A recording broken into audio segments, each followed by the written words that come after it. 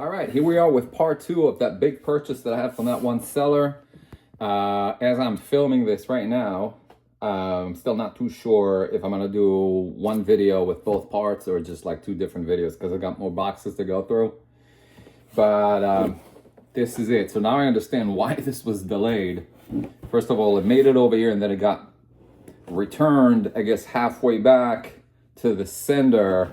And when I saw that on the tracking, I realized that something was going on. So I called and I opened a service request for the missing pack folder that held a package. And then now that I receive it, I see why. Because the seller sent it in a UPS box. And this is a United States Post Office USPS service. So in other words, that's the reason why. I'm not too sure why I would do it with the $1,500 purchase, but I'm also a little bit on edge because there's a little bit of a thing over here, a dent over there. So hopefully it didn't impact the slab. So let's find out what it is.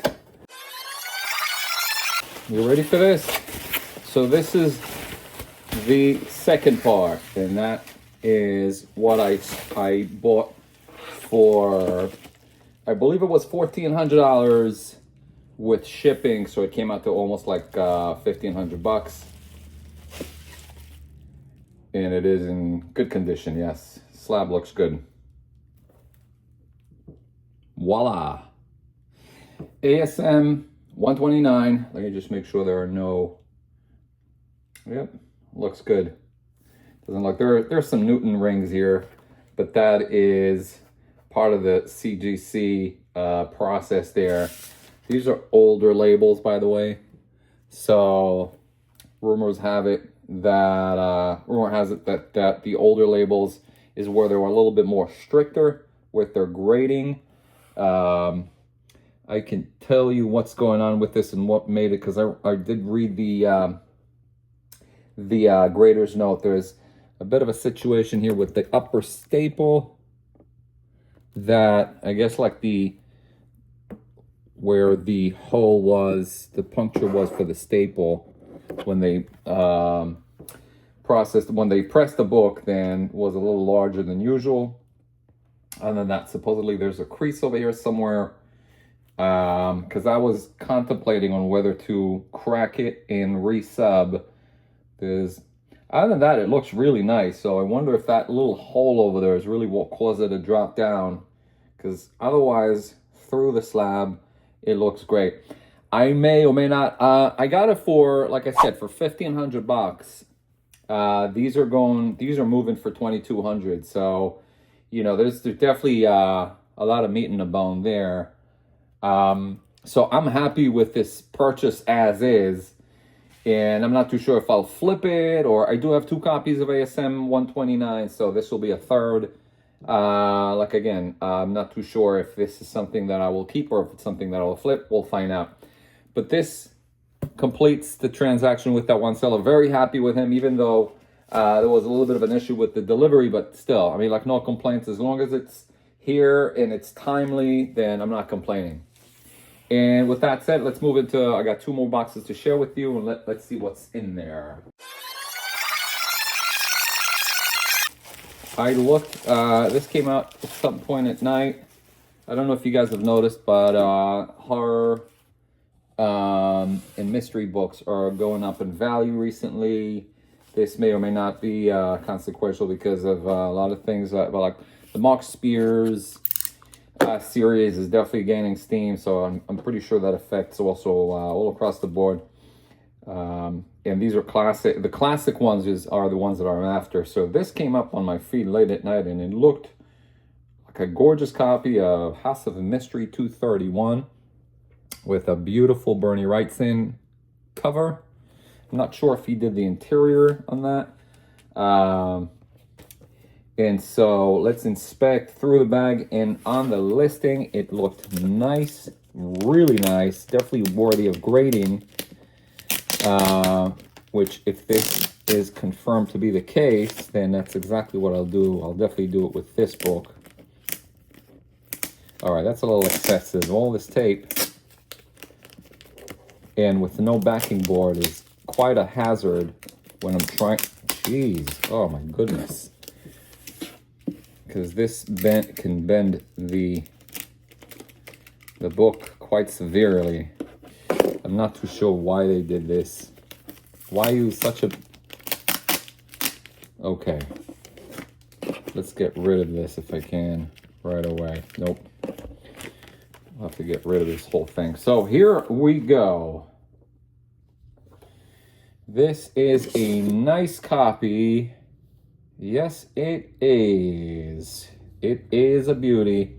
And you know by now, if you've been watching my videos, what I'm always looking for is for any blemishes or anything that will knock the grade down from, on a book like this, to a 9.4. I could definitely see this being a 9.4 or even higher with the press. This is a gorgeous copy that definitely needs to be pressed, but otherwise it is glossy.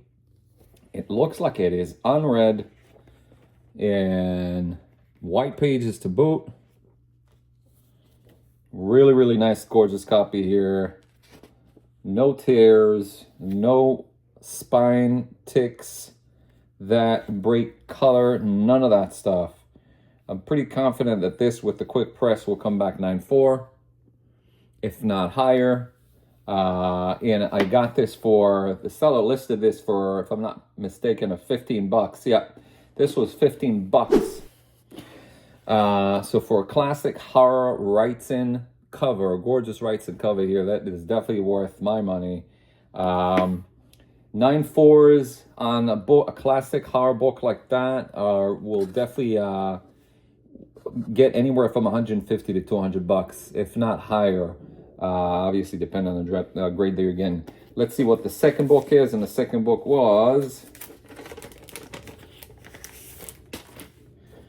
Monsters of Frankenstein, #2. Nice. This is nice as well. Very beautiful. Look at this. Very, very nice. Glossy, flat, beautiful, beautiful copy. Oh, beautiful. Look at that. It has a date stamp. I love those. December 14th, 1972. This came out in... This is 1972, so does it make sense? December? Yeah, so in other words, the book came out in March 72, and this is when it got the stamp. Was it around December? Probably by a reseller or a bookstore at the time. Beautiful. It does have a few collar breaking ticks on that one, so I'm probably not gonna send this to get graded, but still, I mean, like the eye appeal, tremendous eye appeal of this book alone is amazing. And this was $10. Altogether with shipping, it came to $36.57. And I'm really, really happy with this purchase. Let me get rid of this hideous, hideous bag. Never to be used again. Because the tape is definitely excessive. So, and that leaves us with one more package. All right, nice package. And okay, so here's a little quick fun fact about me and my collecting habits. I love to collect what I'm going to share with you right now. I probably have about 25 copies of this, and I try to scoop one or two. When I see this book, I'm trying to look at one or two things. Either a really, really nice, good quality, high grade, good condition, anything like very fine plus and high, or very affordable copy, regardless of a condition. And this is what it is.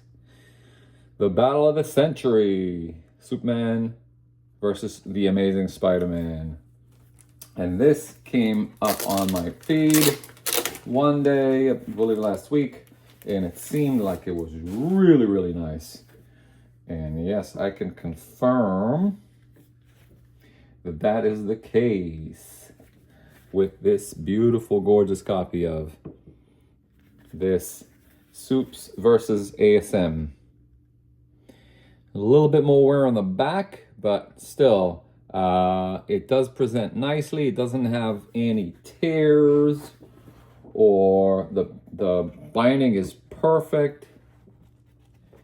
Really, really nice copy here.